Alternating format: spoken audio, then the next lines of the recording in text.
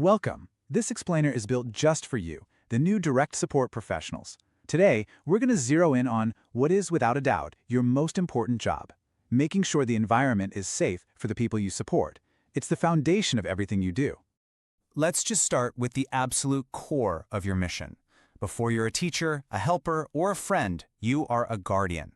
A guardian of well-being, of health, and, most importantly, a guardian of safety for every single person you work with. So how do you actually do that? How do you build this circle of safety? That's the big question, right? Well, we're going to break it down and give you the tools and the mindset you need for awareness, prevention, and response. Okay, let's dive in. First things first, let's get this crystal clear. Keeping people safe isn't just part of your job. It is your #1 priority, every minute of every shift. Everything else comes second. So here's the official definition of safety. I want you to pay close attention to that one word, practice. See, safety isn't a destination you arrive at. It's an active, ongoing practice of being careful and doing things the right way all the time. So what does that practice actually look like day to day? Well, it's these fundamentals. It's making absolutely sure meds and chemicals are locked up. It's keeping hallways and floors totally clear of clutter.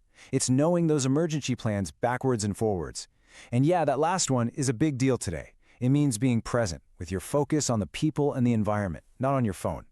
These aren't just good ideas. They are the bedrock of what we do. Okay, so we've got the mindset down. Now let's get super practical. We're going to shift our focus to the specific proactive things you can do to prevent the 3 biggest risks you'll face in a home: poisoning, falls, and fires. When we talk about poisons, and that's everything from cleaning supplies to medications, I want you to think of these as the 3 golden rules. They are totally non-negotiable. 1, always in their original containers. 2, completely separate from anything edible. And 3, locked up always. That's your first line of defense right there. Falls are such a huge risk, but honestly, so many of them can be prevented. I want you to think about the homes you work in right now. Are there non-slip mats in the tubs? Are the hallways lit up for late-night bathroom trips? Is every single spill cleaned up the second it happens? It really just comes down to constant vigilance. A quick 2-second scan of a room can literally prevent a life-changing injury. You know, the best way to fight a fire is to stop it from ever starting. And that's all about proactive maintenance.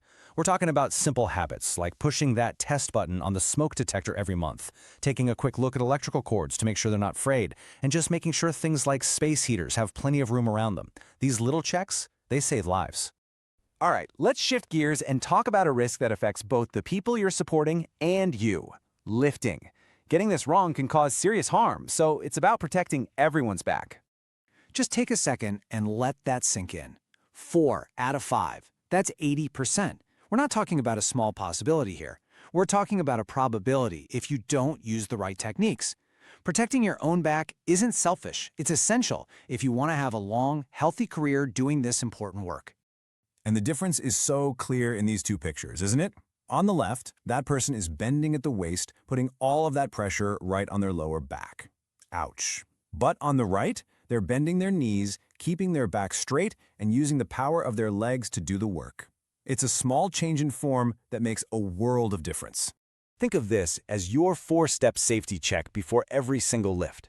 Rushing is your enemy here. First, just stop and think. Is my path clear? Do I have good footing? Second, if there's any doubt, get help. There's no shame in it. Third, can you raise what you're lifting to waist height? And finally, and most importantly, you have to follow the specific lifting plan for that individual. Look, no matter how careful we are, accidents can still happen. It's just a fact. But what you do in those first few moments, well, that's absolutely critical. Your calm, correct actions can change everything. Okay, so if someone falls, your first instinct might be to rush in and help them up. I want you to fight that urge. Your first job is to assess, not to act. And you do that with your senses. You listen to what they're telling you, you observe their body looking for anything out of place, and you ask them direct questions. Where does it hurt? How are you feeling? Now listen up, because this might be the single most important rule we talk about. If you have any reason to suspect a serious injury, maybe a broken bone, a head injury, or they're in a lot of pain, your one and only job is to call 911 and keep that person as still as possible. Do not try to move them. Let the professionals handle it. All right, for our last section, let's zoom out a bit. Let's talk about the big stuff. Environmental emergencies like a fire, a flood, a major power outage. In these situations, preparation is truly everything. And to make it easy to remember what to do when things get chaotic and stressful, just think of the 4 Ps. This little framework will help keep you and everyone else focused. The first P is prepare. This is all the work you do before an emergency ever hits. It means you know, right now, exactly where the first aid kits are, where the flashlights are, and where the emergency supplies are. You should never be hunting for these things during a crisis. The second P is plan. Every single home needs a clear, written disaster plan.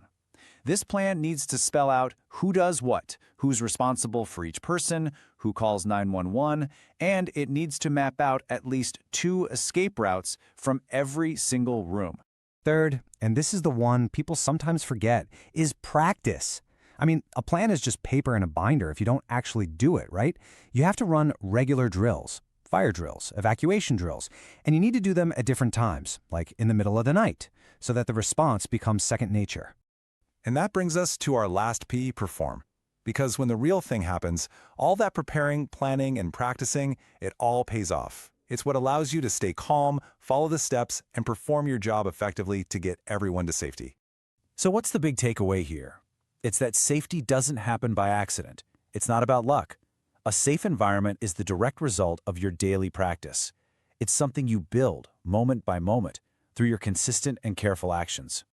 As we wrap this up, I want to leave you with a challenge. Think about it right now. What is one small thing, one potential hazard that you can fix or address on your very next shift?